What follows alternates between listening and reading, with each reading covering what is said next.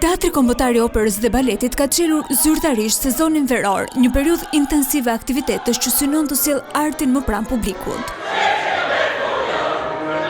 Në një intervistë për Vision Plus, drejtori i këtij institucioni, Aulo Naçi, ndau vizionin e tij për një sezon të mbushur me shfaqje, i cili përfshin jo vetëm performanca në teatrin kombëtar.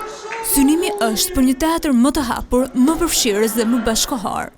Mund të themi që kemi 15 aktivitete vetëm këtë muaj. Për 10 ditë do të jetë Carmina Burana, një vepër e cila është mëse kërkuar tashmë nga publiku shqiptar dhe jo vetëm, dhe për turistët, sepse është nga veprat më të rëndësishme të repertorit të operës, dhe më pas me aktivitete të tjera dhe të reja, të cilat janë pjesë e trupës së teatrit.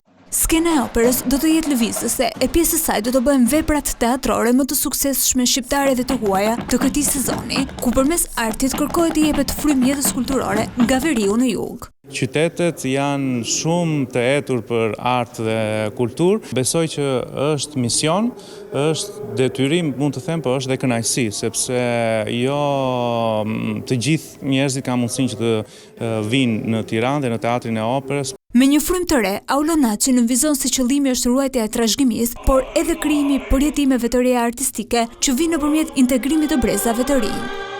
Një pjesë e madhe e të gjithë instrumentistëve që janë shtesë e trupës orkestrës janë të gjithë të rinj dhe të Universitetit të Arteve dhe jo vetëm. Në të ardhmen këta të jenë pjesë e pandare e Teatrit të Operës së Baletit, sepse me gjithë investimin që kanë bërë në vite, qoftë nga familja, por edhe dedikimin, rruga duhet të bëhet më e lehtë për të qenë pjesë e një institucioni elitar kulturor, siç është Teatri Kombëtar i Operës dhe Baletit dhe jo vetëm.